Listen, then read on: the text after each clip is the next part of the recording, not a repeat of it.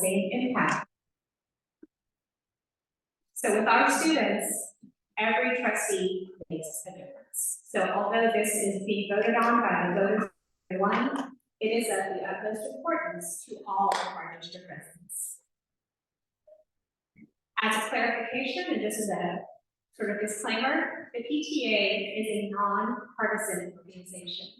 We neither endorse nor oppose any particular candidates in this election. That means we are not getting behind one group, we are not opposing another group. We are supporting our children, and in supporting our children, we are here to provide voter information and education.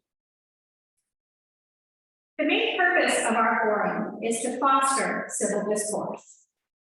When I say civil discourse, I mean that in two senses. Civil, in its terms of being about government and how our society is run, and civil in terms of its tone, that big one of respect. We know that in our current political climate, anytime somebody stands for office, they are opening themselves to the online abuse of trolls. I have seen numerous posts and comments on social media in the past few weeks regarding the candidates here in front of me. None of those posts or comments were necessary.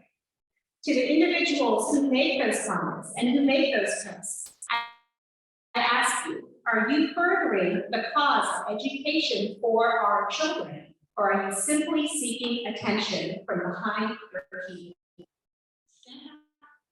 your keyboard?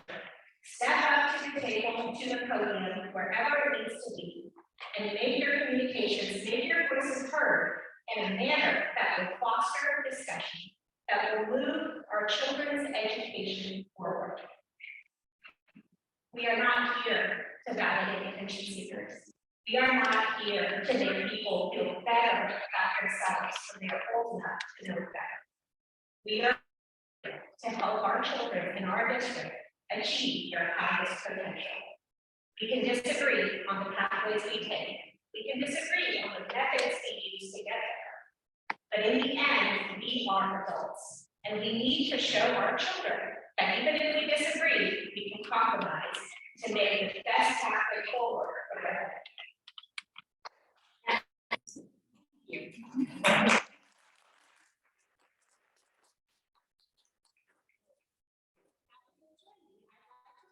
Our student board member from Sangamon Valley Unified School District, Anya Ayapan, to lead us in the Pledge of Allegiance.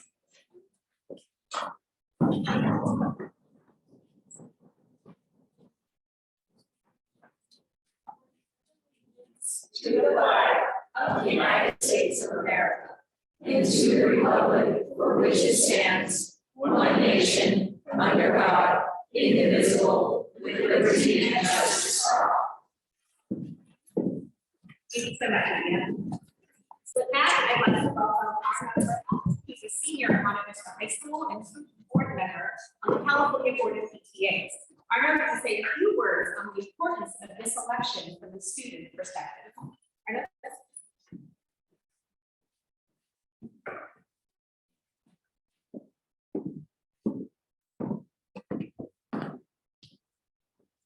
Thank you, everyone, and thank you, Lee. Good afternoon, everyone. My name is Arnav Verma, and I'm a senior at Monte Vista High School. I serve on the Monte Vista, California, and California State PTA as a board member, and the Contra Costa PTA as a secretary. And on behalf of students and stakeholders in the Sangamon Valley Unified School District, I'm honored to speak to you about the importance of participating in our upcoming school board election. Let's be honest. For the majority of parents, school boards have historically been something of a travesty affair, unless you're like me and poring over budget requests is how you get your kids. That all changed as we exited the pandemic, however, where school board meetings have been anything but sleepy. As schools reopen and navigating the choppy seas of revitalizing our students' education, you may have noticed that protests are taking over school board nationwide by school. These protests stem from controversial debates centered on education, many of which affect these decisions made by school boards. Too often, however, these decisions serve personal and political agendas without the intervention of key stakeholders like me and you. The thing is, running a school board is hard. Boards must answer sensitive and complex questions while considering their students first and foremost. Questions of public health, where to allocate their budget, and how to maximize educational efficiency, all amidst a turbulent time in our nation. That's why I have such immense respect for our current board members who have worked so hard to encourage and ensure our students' welfare. As we turn to our own election now, we see the impact of the political turbulence in schools across the nation is great. The phenomenon that is often overlooked the needs of students themselves. That's why this election is imperative that we make students the cornerstone of our ballot. The reason for this election strategy is simple. School board elections are simply different than other elections. Nationwide,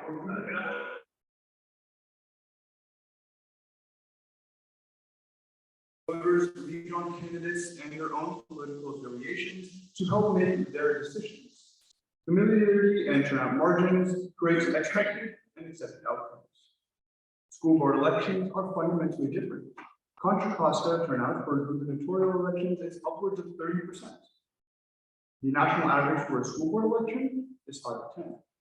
That's really scary. We cannot allow the needs of our students to be put in the hands of an official who only represents a fraction of the population. That's why this election season, I implore each and every one of you. School boards are the bridge between our communities and our schools. They're our voices. And though we don't see them every day like we do our teachers, we suspect every facet of our educational experience, all the way from the technology and the courses we're offered to the very human rights ensured to our students. School boards can no longer be the invisible hand approving decisions unbeknownst to stakeholders. They have to be actively engaged and communicating about the values and the needs of the families they represent and serve. And a big part of that now lies in us, the students and the parents. Now, by the nature of being a puny 16-year-old high schooler, I unfortunately cannot cast my ballot. But I need those of you who can to vote for a candidate on behalf of students like myself and your children. School board members draw a map with the direction of the school district. So please, vote for a candidate who is a picture that you want to see in the education system. Thank you.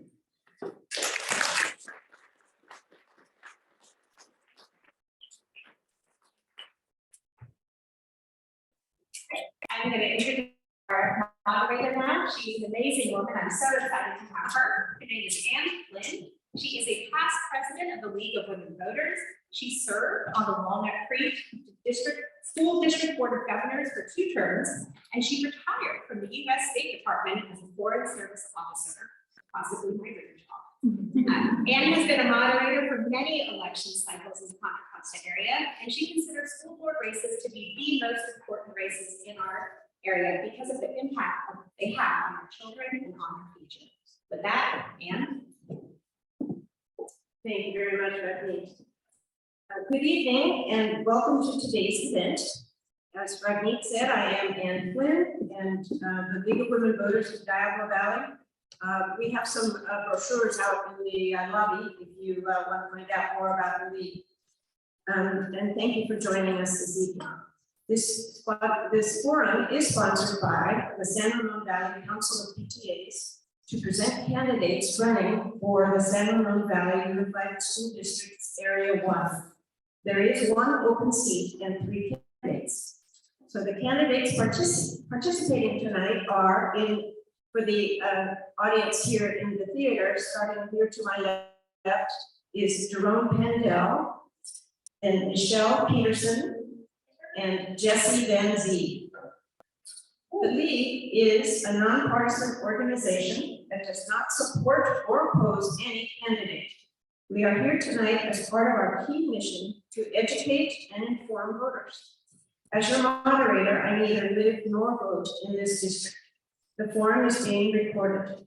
We ask that audience members not record audio or video so as not to have a misleading partial segment of our program.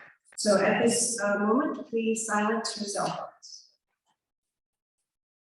I want to ask you in advance not to cheer or applaud any statement, because if one person starts it, then somebody else feels like they have to do it. It makes my job difficult and takes time away from the candidates. So please, no audience participation. Before the program began, the name of each candidate was selected at random to determine opening speaking order. Closing statements will be in the reverse order. Each candidate will give 2-minute opening remarks and then a 3-minute closing statement at the end. During the question and answer portion, I will alternate whom I call upon first to avoid giving any candidate an advantage or disadvantage. Each candidate will have 1.5 minutes to answer the question. If they wish, each candidate will have the opportunity for 2 rebuttals of 1 minute each upon their request. We have a timer visible to the participants in the front row down here. Speakers can see a green card when it's their allotted time. If you would show the green, please. So that they can see when you're talking, you'll see green. They'll see a yellow card when you have 15 seconds remaining in your time. And then when your time is up, you'll see a red card. Thank you. Now we'll proceed with 2-minute opening statements, beginning with Jerome Pandel. Thank you. We do have an echo with the mic, so just not too close after that. Testing. All right, we'll try that now. Thank you very much, Anne, and good evening, everyone. First, thank you to the San Ramon Valley Council, PTA, to the League of Women Voters, and everyone else who helped make this candidate forum possible tonight. I'm Jerome Pandel, and I am proud to stand before you as a candidate for Trustee Area 1, as someone who's from our community, as a proud graduate, just like my wife, of elementary, middle, and high school in Trustee Area 1 in our district, and also someone who now lives here and is the parent of a future student. I also have a family member who's a kindergartner in Area 1 elementary school. I know these past few years have been very hard on our students, but what I know our district is capable of, because of its traditions of excellence, is moving forward and making sure we meet every student exactly where they are. For the past 6 years, from 2015 through 2021, I served on the San Ramon Valley Unified School District Facilities Oversight and Advisory Committee. Now, that is a mouthful of words, but what that basically did was help ensure that the school body voters generously enacted to help build buildings like the one we're now in, the dirt parking lot when I was a student, can do and expand educational opportunities for our students and create safe, supportive learning environments at every campus. Additionally, I was proud to serve as a fundraising co-chair for the Citizens for Quality Schools Parcel Tax Renewal campaign in 2015. And I'm currently serving on the Access to Excellence Committee, which is designed to build stronger partnerships with our community-based organizations and businesses to help improve educational opportunities for our students. When I say I want to meet every student where they are, I truly mean it. And one of the things we have to do is retain and recruit the best teachers, ensure our students feel mentally and healthily supported in each classroom, and also expand educational opportunities for every child in our district. I hope to talk more about my ideas and my vision with you tonight, and thank you all for being active, engaged voters and citizens. With that, thank you very much. Now, Michelle Peterson. Thank you so much, Arnaud, the San Ramon Valley Council of PTAs, and the League of Women Voters, and all watching tonight. My name is Michelle Peterson. My husband and I have lived in this community for 16 years. We are both products of public education and value its place in our society. I am a former firefighter, and like many here tonight, had to make a difficult decision to quit my career as it was in the best interest of my family. I know how fortunate I am to have been able to make this choice. As a mother of an elementary school student whose son was diagnosed with a learning disability earlier this year, I offer a special lens through which to navigate our children's educational journey. I have volunteered at my son's school for the last 6 years, served as PTA president there for the last 3, navigating a new principal, COVID, and the transition back to in-person learning.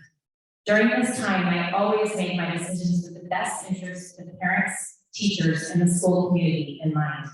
For the past 5 years, I have served this community in another role as a leader of Moms Demand Action, the nationwide nonprofit group dedicated to ending gun violence in schools. Education affects all of us, and as a parent leader who has demonstrated the ability to work with other parents and staff, I will be the voice that will listen through the distractions and respond with reason and civility. As a parent leader, I have seen firsthand the effects of COVID, not just on our students, but on our educators. Our nation is facing a hiring crisis and retaining teachers. And as trustee, I will look to ways to continue to attract the best educators while working to retain the quality staff we have. I am here as a candidate because I believe that every child deserves a sense of safety and belonging to reach their full potential. Thank you. Thank you. And now Jessie Van Zee.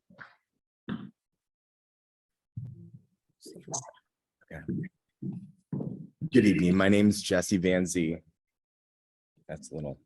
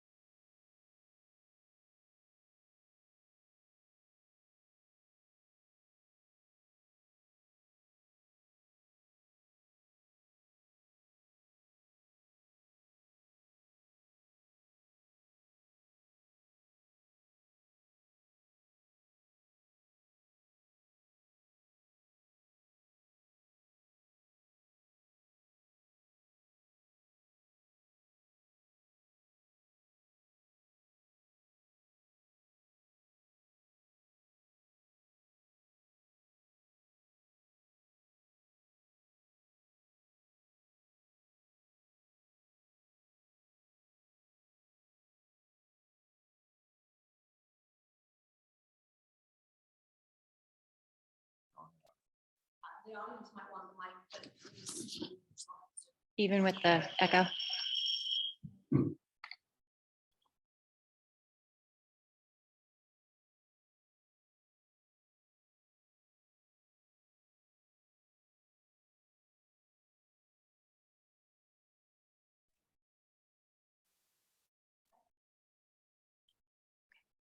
Can you repeat the question?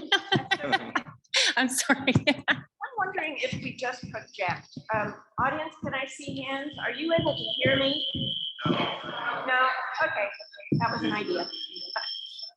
Okay, we'll get rid of the feedback and then I'll read the question again. This will get smoother, don't worry.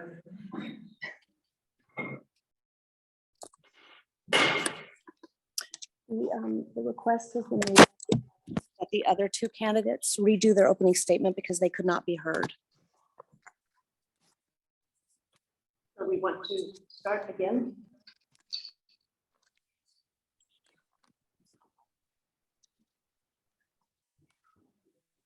Ravneet, you're in charge. I'm just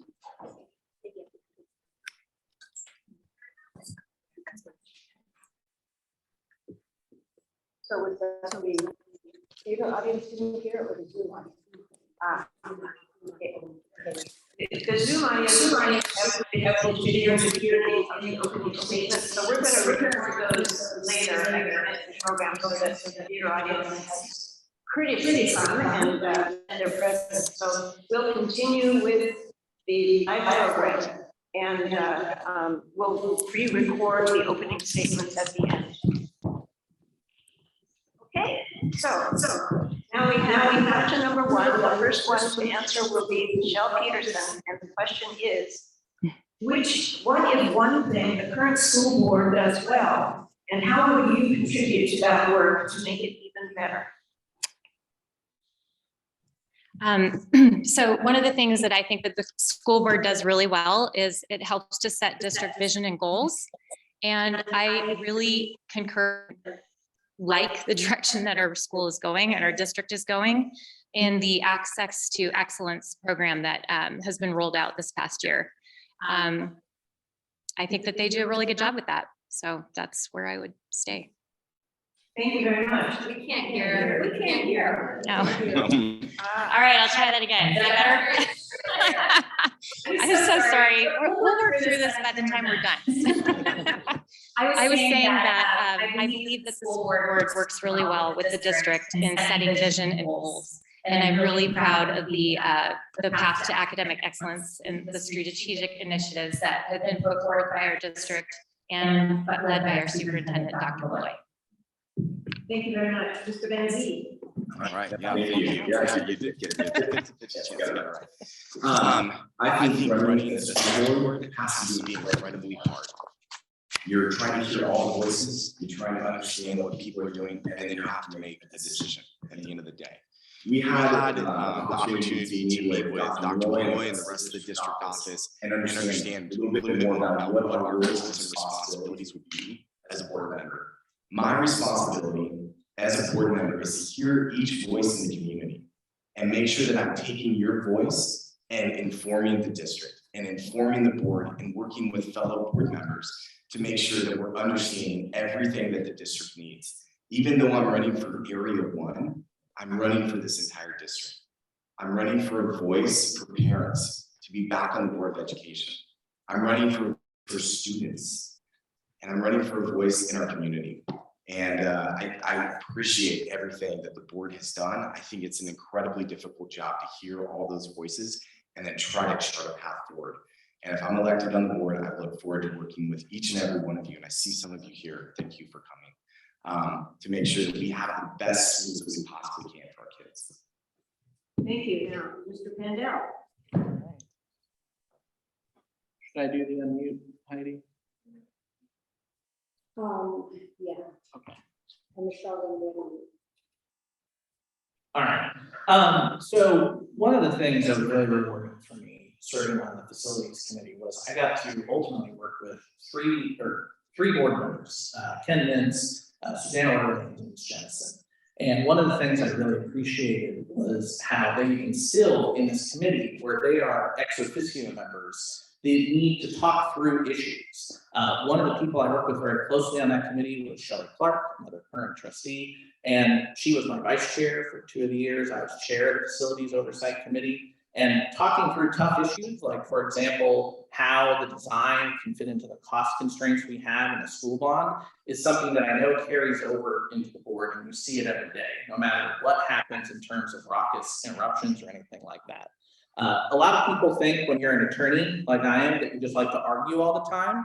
And there's plenty of room for that in a courtroom or somewhere else. But the reality is what we always try to do, at least in my cases and in my practice, is we try to mediate solutions. I think that is something you get by talking through issues and problems with each other in an open board meeting, as you're required to do under the Brown Act, but also in your various subcommittee roles that you take on as a board member. And I feel really prepared to do that based on my volunteer experience in this district. Thank you very much.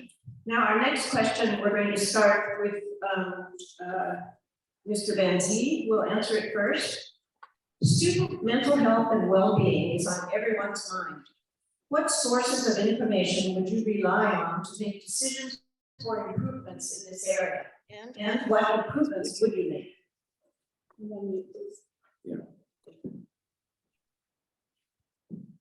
Well, if there's one thing that's become increasingly clear over the past 2 years is that our students benefit when schools are open and when kids are in school and when they're learning with their peers. That's one thing that we saw a huge hit on mental health for kids when they were not able to be in-person learning.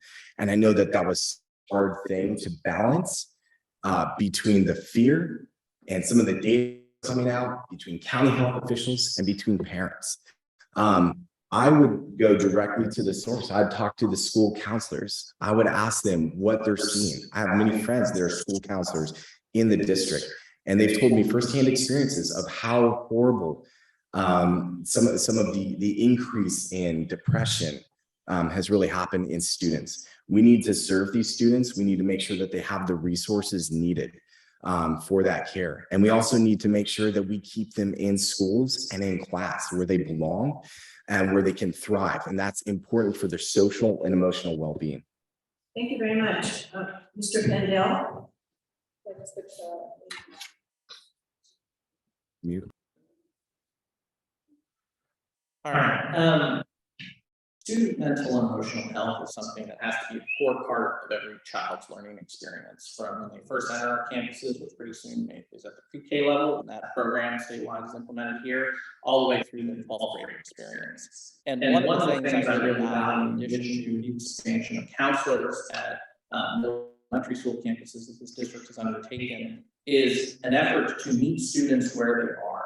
And what that really means is helping our teachers develop the skills, even though they are not counselors in and of themselves by training, to identify the needs of students that they see through their learning experience. That is something that we can do as a district, and I know our teachers want to work collaboratively with our district to accomplish that. And I think it's something that at the board level, that is a policy we want to be able to set. A lot of people conceive of the board as, there to only solve necessarily the district's problems. What the board also does is, one, hire the superintendent, and also ensures that the superintendent has the tools they need administratively to implement and serve each campus of the district. And I think that is the type of tools for mental and emotional support we need. We also should do more interactions with students as board members. I see that happen with current board members on campus every day, and we should do more of it, like we heard from tonight with our student board representatives. But going to campus is really helpful. I'm excited for a Monte Vista site visit coming up in a couple of weeks where there will be a student town hall. Thank you. And Ms. Peterson? So first of all, suicide is the second leading cause of death for 15 to 24-year-olds. And suicide rates for 10 to 12-year-olds have quadrupled in the last 20 years. This is not a COVID problem. This was declared a mental health crisis prior to the pandemic. Yes, the pandemic definitely exacerbated this issue. This has been happening. We're in a crisis. Children are hitting puberty on an average of 12, age 12 compared to age 14. This is coupled with the prevalence of social media that their brains just cannot handle everything they're getting. Early intervention is key. We need to guarantee funding for elementary school counselors. Currently, there are 11 full-time employee positions at this level, and I will work as a board trustee to make sure that we guarantee funding for this position. Guaranteed accessibility to resources is another very important thing. It is difficult to hire counselors and social workers.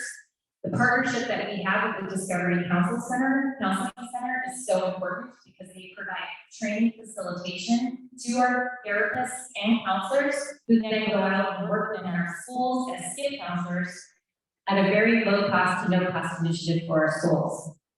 We really need to reduce the stigmatization of mental health by promoting awareness to the parents and students and removing barriers to access. We need to make more resources more approachable, and we need to reduce our student council ratios. Counselors at our school. Thank you. You can add to another Yeah. question later. Okay, our next question will be answered by Mr. Kendall first. So that's good. We have many questions regarding the teaching of critical race theory and the potential banning of books in our schools. Do you agree with the curriculum for our language arts and social studies programs as they are taught in our district? What changes would you make and why? Mr. Tandell. So one of the things, just very quickly, really critical critical race theory is a very, very difficult law school class that I had no desire to take, not because of its content, but because it was one of the most difficult professors in my law school who taught it. He was a great professor, but I think the value here we have to understand is that's a law school high level theory taught among many, many other theories. That is not something that we see in our high school, elementary, and middle schools. I do think the content of our language arts and social studies curriculum is great.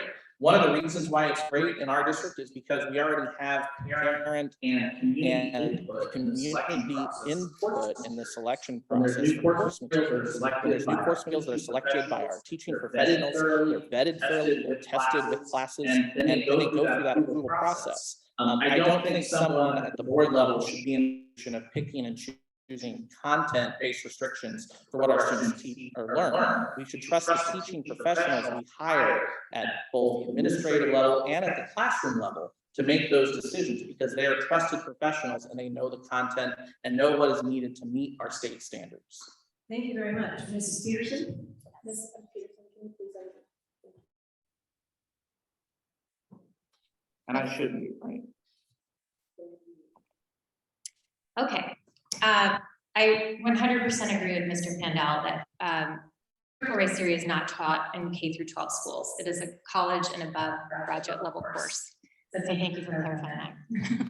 I recognize there should be balance, but we need to provide our children with a wide range of perspectives to better empower them to be critical thinkers and make decisions on their own, as they will be working with a wide range of ethnic backgrounds as they enter the real world.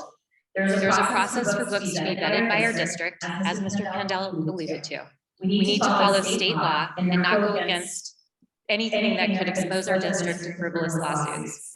These books are then, the national trend to ban books from schools and libraries primarily affects students in our marginalized communities and denies them the opportunity to read books by authors who think like them, look like them, and they can be a lifeline for these students. If a parent objects to a book, is it right that one parent should speak for the 26 to 30 kids in our schools? Parents do have an opportunity to opt out if they do not agree with a certain book being discussed in a classroom.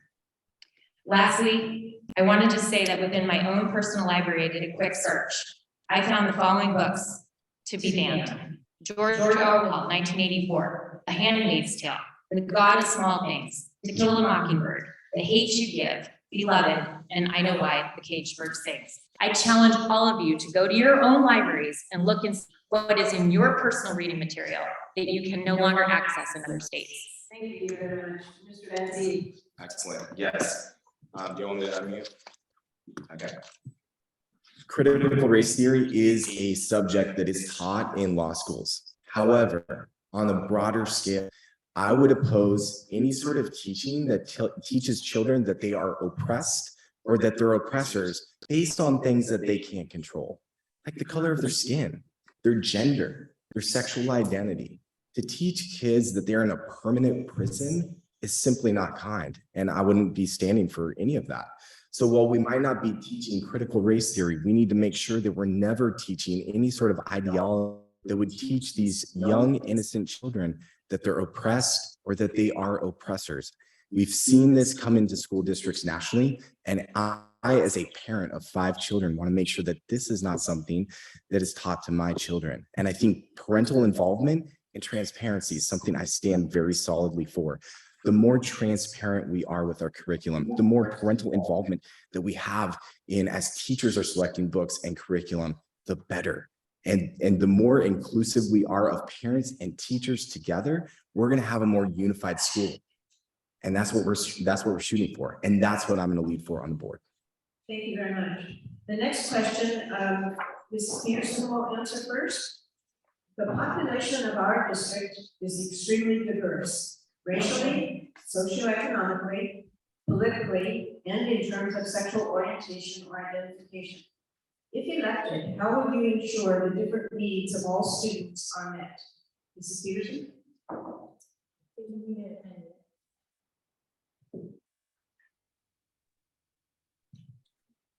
I just think that it's very important for all of us to recognize that schools should be a safe place, period.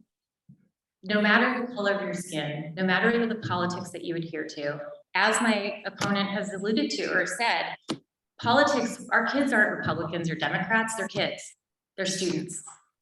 I would just advocate, like I just said in my discussion on books, that we need to make sure that we are a voice for those who don't have a voice. And we need to make sure that everyone feels safe and a sense of belonging in their schools that they go to. And however we can make those provisions at a board level, we should do, so that every child feels a sense of safety and belonging. Thank you. And Mr. Mandel?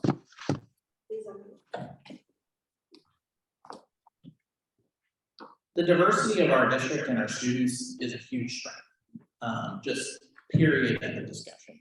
And the way to do that is to celebrate it. And we celebrate it through all sorts of things that our students do well, but also to protect it and nurture it. One of the things I think about how, I could relate to students who don't necessarily have the same background and experience that I did either growing up or currently, is the fact that one of my first teachers was my Aunt Effie.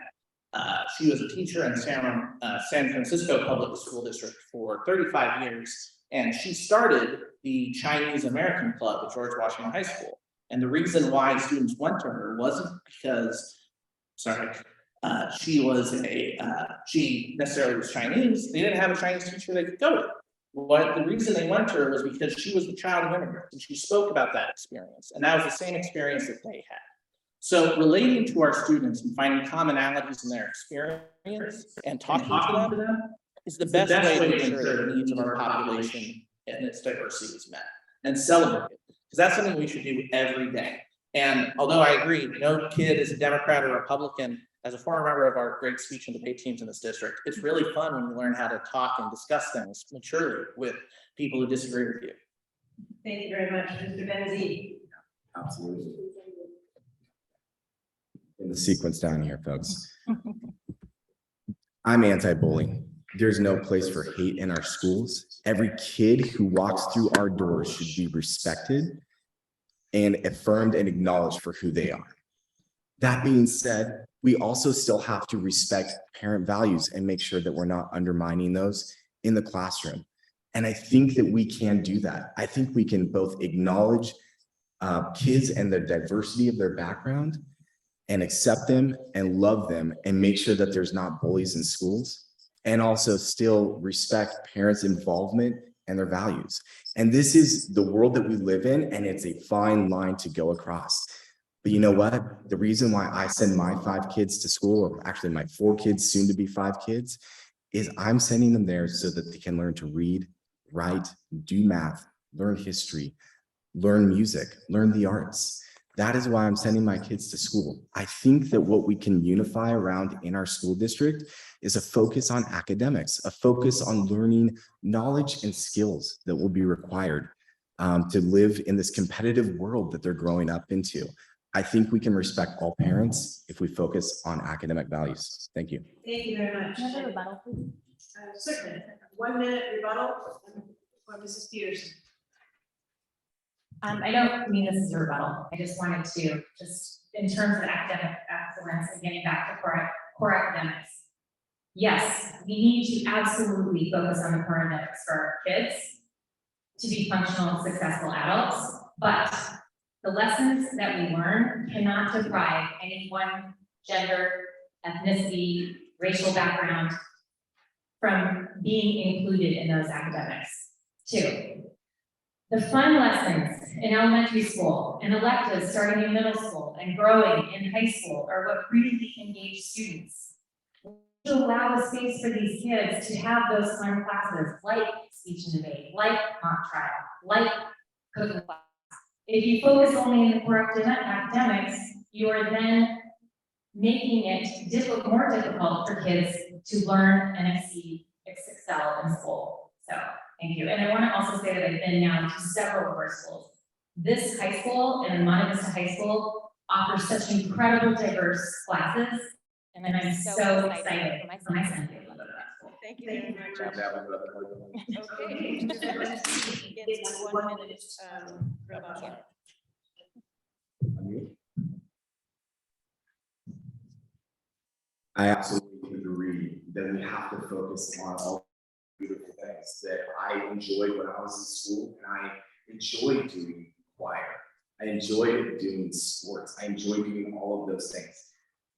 We have a finite amount of time with our kids in school. Over the last 2 years, they have lost so much ground.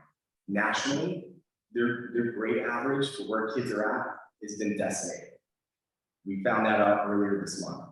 In California, they just decided to not release their state standard testing scores for what happened this year until after the election. And I wonder why. It's because it is not doing good. If you only have 6 hours with the kid, and what your job is to do is to teach them these core values so that they can be successful in life, we have to focus on that first. That's not at the exclusion of the other things, but we do have to focus on that first. Thank you very much. Now keep the microphone. You're going to answer the next question first. All right. Let's see if I hear anything from anyone else. Come on, Trevor. Lately, communication has been a hot button topic for many parents. What are some things the district gets right on communication, and what can it do to communicate more effectively with the community? Yeah, this is so hard because you're trying to communicate with everybody and do that perfectly all the time. And at schools, you're being trusted with a parent's most precious resource, which is their kids. And so they do want that communication. They want to see that.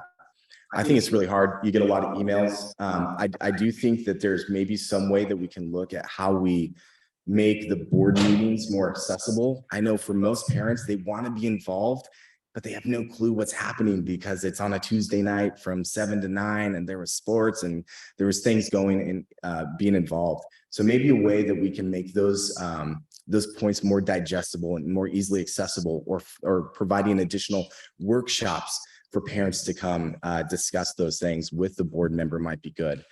I do think that there's also a few other things. Sometimes we hear about things overnight when they happen. And then there's also been other issues that have come up recently, like the teacher Nicholas Mosby, who was arrested for molesting young kids.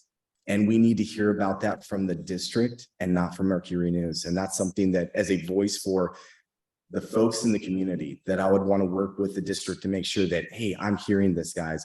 I'm hearing people saying, why am I not hearing about this? Even if my kid didn't go to that school, I want to hear about that. And I think that's how I can be helpful as well as a board member. Thank you. Mrs. Peterson? On you. First of all, I understand that people want their voices heard and did not feel that way through the pandemic. As a Board of Education trustee, and indeed during my candidacy, I am open to other ideas of transparency and the things that we can do to increase this. We need to prioritize outgoing communications. We need to expand and improve incoming communications. Through the evolution of my time as a parent, I have seen an increase in parent and student surveys and in the opportunity to give feedback through outlets like thank you, Dr. Malloy, the Thought Exchange.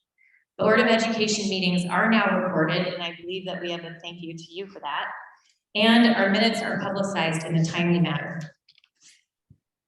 Please, if you have other ideas, let us know, because one of us is going to become the next representative for Area 1. I want to also just address what Mr. Van Zee brought up about the Mosley incident. It is very upsetting. It caused a lot of anger and shock, and there were a lot of emotions.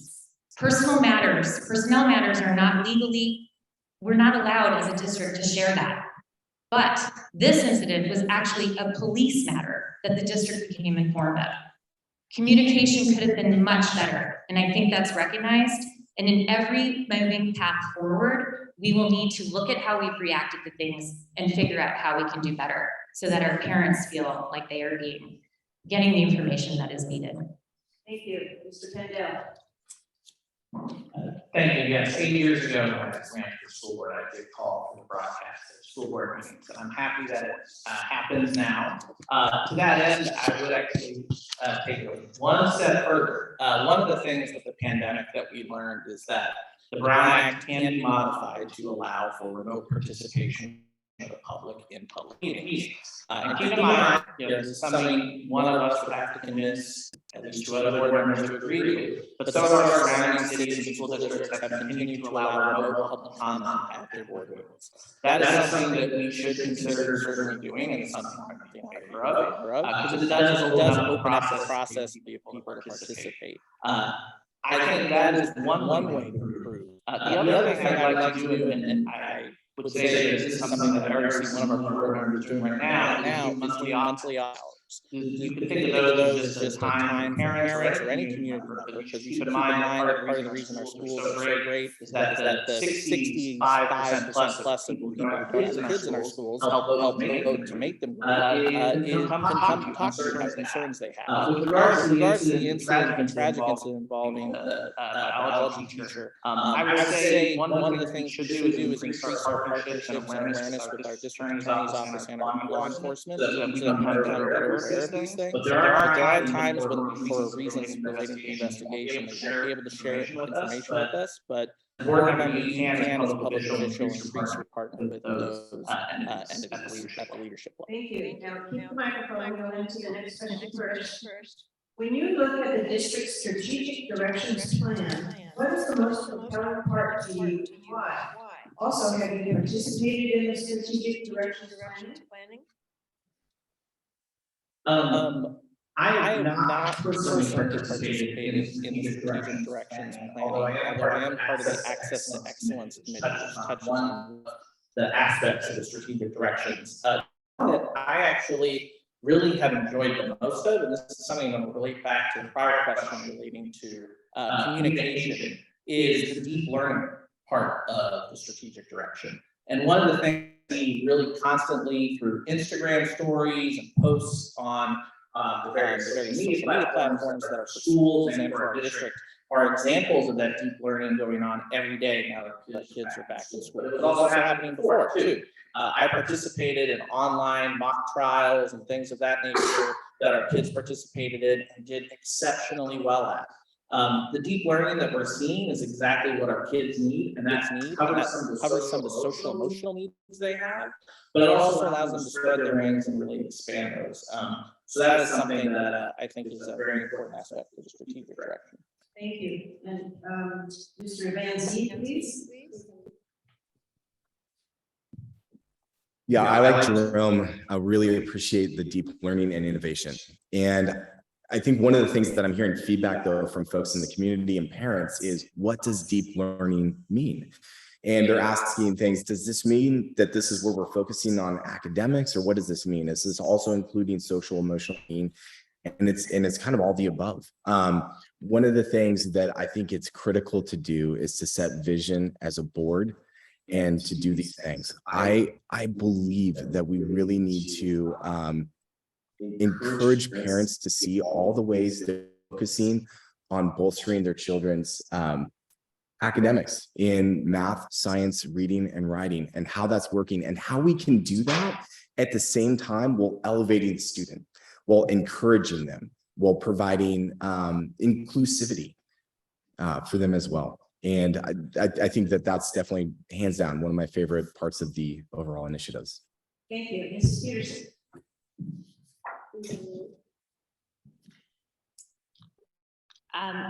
What both of these gentlemen said, but I would like to focus on the social and emotional learning aspect. The CDC defines mental health as including our emotional, social, and psychological well-being. It affects how we think, feel, and it determines how we handle, relate to others, and make healthy choices. This is essential to a healthy school community and a more positive community as a whole. We cannot separate out from academics the effects of social and emotional learning. It is an important and integral part of our strategic directions and our strategic initiatives, and I'm very thankful for the leadership of the board and the district that they are including this important initiative. Thank you very much. Now, our next question is Mrs. Peterson again, so don't take away the microphone. And this will be our final question. I'm very sorry that the time has sped by so quickly, but we only have time for one more question. So Mrs. Peterson, we all know budgets are tight, where would you allocate funds differently for better student outcomes? Well, we have a lot of wants. We want elementary school assistant principals, elementary school counselors, elementary school library staff, career tech ed coordinators, intervention support for both certified and classified employees, elementary art and music, one-to-one technology, curriculum refresh, diverse innovative courses, future salaries, employees and benefits retention, lower class sizes and counselor ratios. All of these things are wants that are being provided, some of them through one-time COVID funding.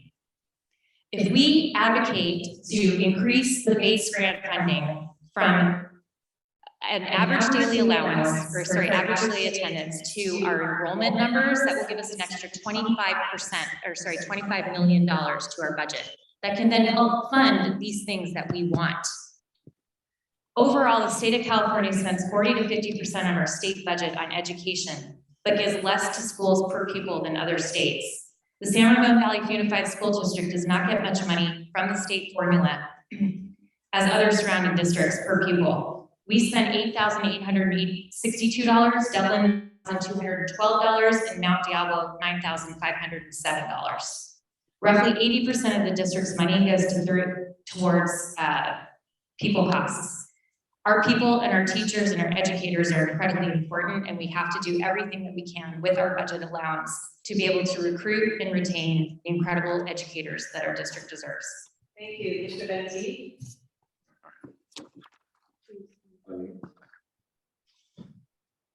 So the district has a budget over $400 million. That was actually a shock to me when I first came in here.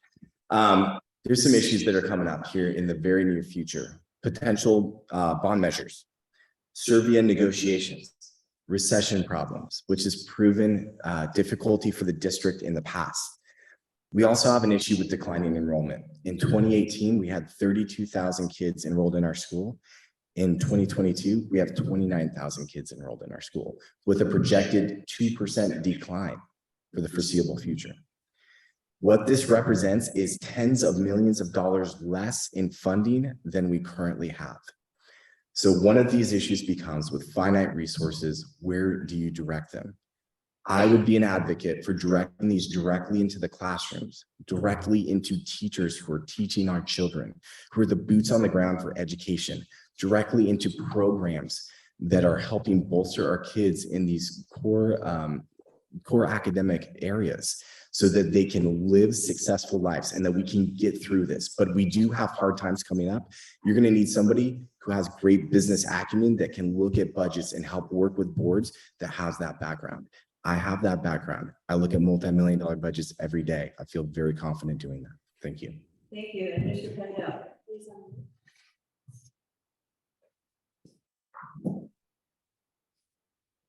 So one of the things that you really have to do, and this is something that I've learned from being involved in both this district from when I was a student until now in my role as a volunteer, is your budget has to reflect your values. And that means that you should put the money in the classroom, but that means also ensuring that you retain and recruit the best teachers. And that, to the points that fellow candidates have made, I think that really starts with ensuring that every classroom has a teacher. So we have to make our district, it's often called the destination district for parents and families, and that's 100% true. And one of the responsibilities of the board is to govern in a way that keeps it that way. But we also have to make it a destination district for teachers who want to come and be in our classrooms and can afford to live in our communities. And I think that is really where you have to focus the budget. That being said, when you have to make the tough choices, you also have to be creative. And that's one of the things you learn about when you serve on the bond and look at the long, complicated formulas of projected costs of construction versus actual costs, unencumbered expenses, and things of that nature. You have to look for ways to creatively expand your budget and do things more creatively and expansively. So one of the things I think about, we all dislike Zoom school, understood, but there are opportunities created through distance learning, as we've learned at the higher education levels, where we could possibly, instead of having a teacher no longer teach a class at one high school, allow that teacher to teach classes at multiple high schools in accordance with the contract. So I really think it. So we can be creative. Thank you. Now, thank you, audience, very much for your attention and cooperation this evening. Now, each candidate will have 3 minutes for a closing statement, and we'll begin in reverse order from opening statements with Jesse Van Zee. All right. Thank you guys again for coming tonight, and thank you those who are watching remotely. And I think school boards can have a bigger impact on your day-to-day life than a lot of other elections. And so I do appreciate that you're taking the time to learn about those. There's a few other things that I wanted to talk about in this debate that I'm going to take a few minutes to just share about with you as I wrap up. For me, another important thing is that we have safe schools. It's something that I need as a father.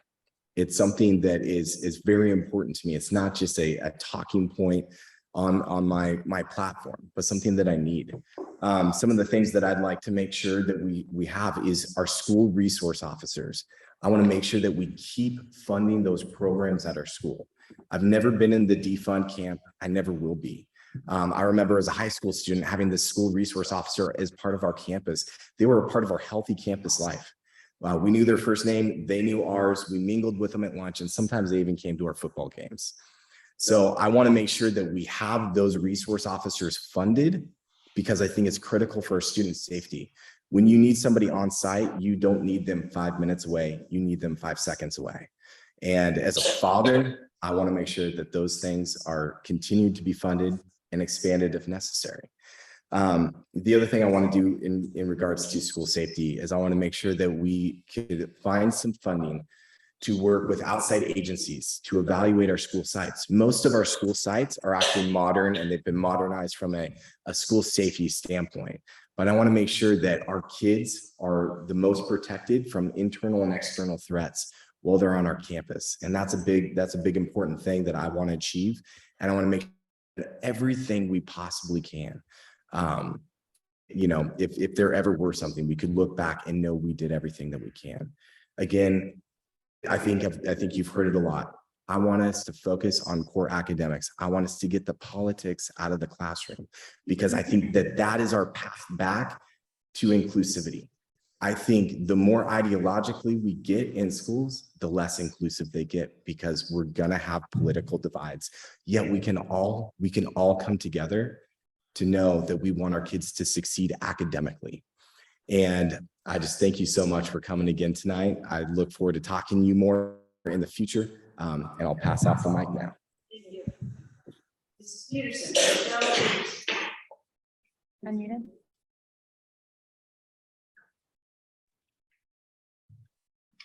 I'm so glad you brought up school safety. Because as a Monster Human Action leader, I have led this district on initiatives for school safety, which started with taking school drills, their active school drills, shooter drills, down to the emotional capacity of the children involved. I also worked with the district to strengthen our communications, safe storage law. 85% of our school shooting or unintentional shootings happen because a kid gets a hold of a gun that is not secured in their home. So by reminding people of the law of this California to safely secure your weapons, we can save lives. I want to remind you that in both Parkland and Uvalde, school resource officers were at these schools. I don't have to remind you what happened in Uvalde. It's fresh on all of our minds. The solutions are identifying threat assessments, working with our law enforcement to strengthen school safety plans, identifying soft access points, continuing the security upgrades like interior locking doors, and try to get grant funding for all of our educators to have communications in their classrooms, which are walkie-talkies. We don't have that right now. Going back to thanking everybody very much. Those are at home and here, the San Ramon Valley Council PTAs, the students, and my fellow panelists. This has been an incredible evening. I really appreciate it. I want to remind you that education affects everyone, which is why I take this position very seriously. Education is personal to people, which is why this position can also be so difficult. I am already actively involved as a community member in our schools, and I go out every day in this community, meeting with students, parents, community members, visiting campuses, visiting our wellness centers, doing the work to better prepare myself if I'm able to get the job as Board of Education trustee. And I gotta tell you, meeting the incredible people in this district is what is really enjoyable about running a campaign. Everything else is awful. If elected, I will hold virtual office hours, town halls, and publish a quarterly newsletter to help keep you informed. I believe in parent voice, I believe in teacher voice, I believe in student voice, I believe in community voice. Thank you. Thank you very much. And our final speaker is Jerome Pendel. Yes, thank you. First, again, thank you very much for our hosts and organizers, San Ramon Valley Council PTAs, and women voters. When I decided to run for this office, one of the first things I did was call the person who is leading the seat, Ken Business. And I was very honored after a good long conversation. And I was very honored after a good long And conversation. that's saying something since I did run. And that's saying something since I did run against him and 2 other board I members. think what that is a testimony I think what that is a when I testimony to is when I decided to run for this office, I went out and sought counsel and advice from education leaders, both in our district and elsewhere. That's why I'm happy To have the support of our state superintendent of public instruction, Tony Thurman, someone I've known for over 10 years, back when he was a school board member in West Contra Costa County. I'm also happy to have the support of a longtime trustee in this district and former state assembly member, Jim Buchanan. And And also another fellow trustee, Laura Pratt, whose campaign was so exciting when she ran 2 years in terms of talking about the needs of social and emotional needs of our students. I'm also proud to have the support of Andy Lee, our community college trustee leader, and Rebecca Barrett, one of his colleagues. The reality is, when you think about education policy, our board represents a significant slice of it in this county, but also what the board well, what the district can do well when it does right by its students, its parents, its teachers, and the community as a whole. And that is the tradition that I want to keep on going. I remember, even when I was very young, the types of barbed attacks that occurred in our district in the early 1990s. I have no desire to go back to those. With regards to school safety, since we touched on that in this last kind of set of questions, one of the things that the community should know is that our school bonds included measures to effectuate safety done by outside consultants, architects and engineers who looked at those issues. And that's why you see some access points around this campus. There are still work to be done for sure, but the good news is that our community has been generous in its support of making sure that we can build our schools that are safe and supportive and nurturing for our students and help ensure that learning occurs in the classroom thanks to our great teachers every day.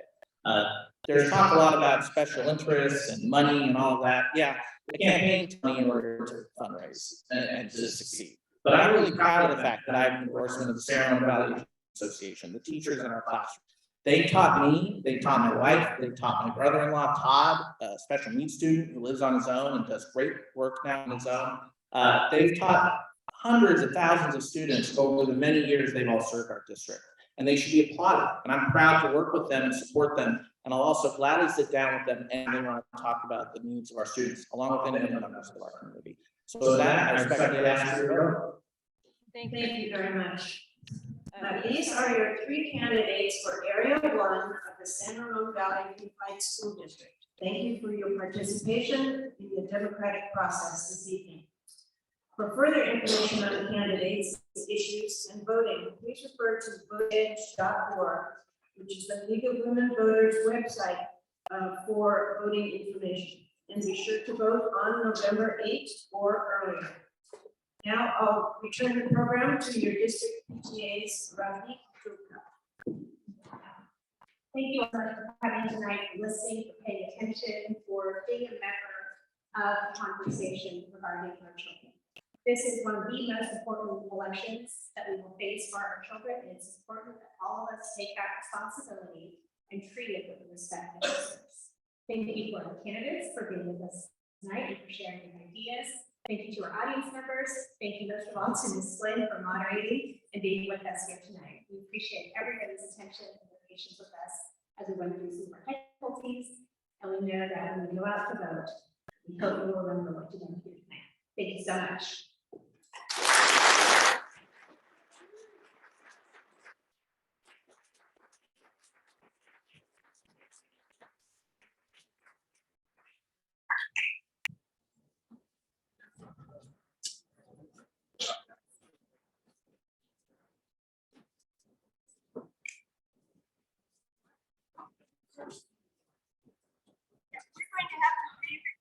the Zoom audience in remarks, but we'll just do that up here and the candidates will go on to the lobby. Hi, folks. I know you guys have some chatting. We're actually going to record the opening statements for the Zoom audience, so you're welcome to stay and listen, or if you can quietly go out to the lobby to chat, that was great. Thank you.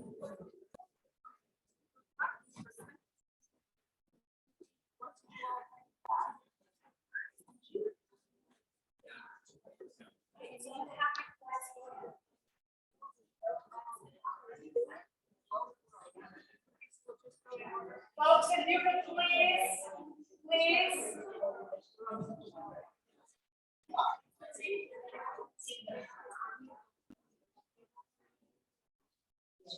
All right, folks, we are recording. If you could please take the conversation outside. Thank you.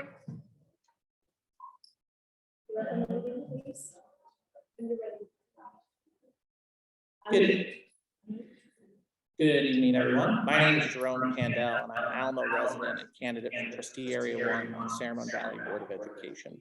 I'm a longtime volunteer in this district as chair for just over 3 years of the Facilities Oversight Committee, and also a member of the committee for 6 years. The San Ramon Valley Unified School District is the community that I'm from. It's where both my wife and I went to elementary, middle, and high school right here in Area 1.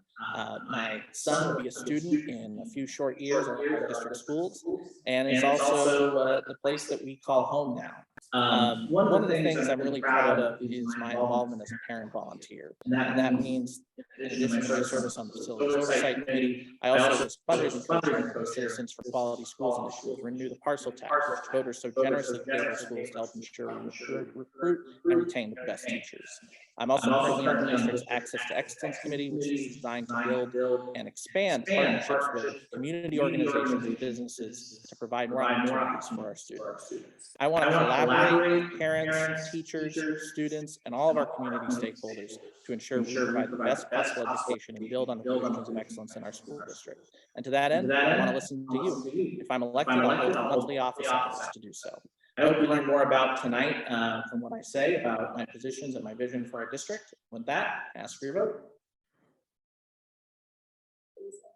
Hold on a second, Michelle. Chair, would you mind not recording, please? We had asked in the beginning for no recordings. Thank you. Thank you so much, Arnav. The San Ramon Valley Council. Take two. Arnav, the San Ramon Valley Council of PTAs, the League of Women Voters, and all watching tonight. My name is Michelle Peterson. My husband and I have lived in this community for 16 years. We are both products of public education and value its place in our society. I am a former firefighter, and like many here tonight, had to make the difficult decision to quit my career as it was in the best interest of my family to do so. I know how fortunate I am to have even been able to make this choice. As a mother of an elementary school student whose son was diagnosed with a learning disability earlier this year, I offer a special lens through which to navigate our children's educational journey. I have volunteered at my son's school for the last 6 years and served as PTA president there for the last 3, navigating a new principal, COVID, and the transition back to in-person learning. During this time, I always made my decisions with the best interest of parents, teachers, and school community in mind. For the past 5 years, I have served this community in another role as leader of Moms Demand Action, the nationwide nonprofit group dedicated to ending gun violence in schools. Education affects all of us, and as a parent leader who has demonstrated the ability to work with other parents and staff, I will be a voice that will listen through the distractions and respond with reason and civility. As the parent leader, I have seen firsthand the effects this pandemic has had on our educators. Our nation is facing a crisis in hiring and retaining teachers, and as trustee, I will look to ways to continue to attract the best educators while working to retain the quality staff we have. I am here as a candidate because I believe that every child deserves a sense of belonging and safety to learn and reach their full potential. Thank you.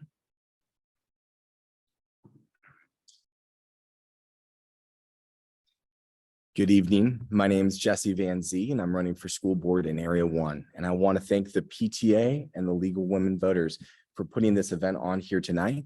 And I'd like to thank everybody who came here to watch and hear about school board candidates and how that's going to affect them and how they're going to vote if they're elected to the Board of Education. A little bit more about me. I'm a father to 5 young kids. On my professional life, I'm an executive at a healthcare company where we build and develop cancer treatment centers throughout California.